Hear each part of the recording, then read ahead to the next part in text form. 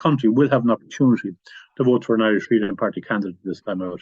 Yeah. I think we are the earliest party to announce all our candidates. We're the only Conservative party who is going to be able to run a candidate in all three constituencies.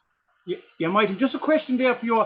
Talking about the EU, and we go back to 1973, one of the big things people talk about is our fishing industry. We do know where we're situated. We have probably one of the richest fishing grounds in the world, but unfortunately we do know that the fish industry is on its knees. So would you like us to talk about that, the fishing industry, and how important that is to the Irish Freedom Party?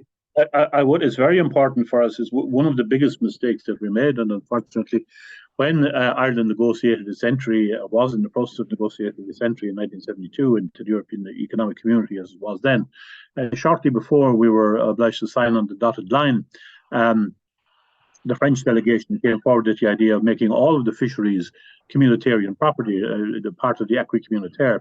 In other words, that the fisheries will be held in common and that we wouldn't have exclusive rights to our own territorial waters. Now, Ireland had never properly developed this fishing industry up to that point, but Bord Iascaigh Mhara had a very elaborate plan to do so.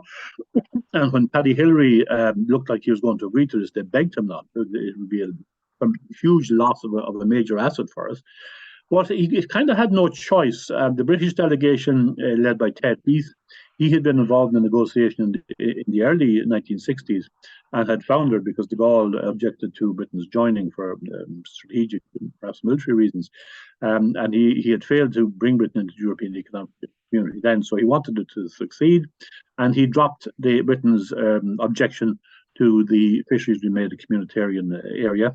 And there wasn't a great deal of opposition to it among the public generally because we didn't know the value of the asset that we had. And we lost our fisheries for that reason.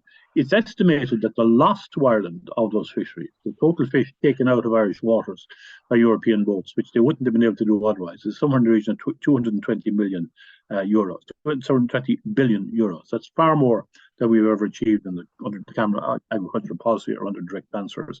At the time of the Single European Act, I remember we got a gift of 4.5 billion euros, which we felt was a huge amount of money, but it's a pittance compared to what we actually lost. And we would be, of course, in favour of taking back those fisheries. It would be extremely difficult to do because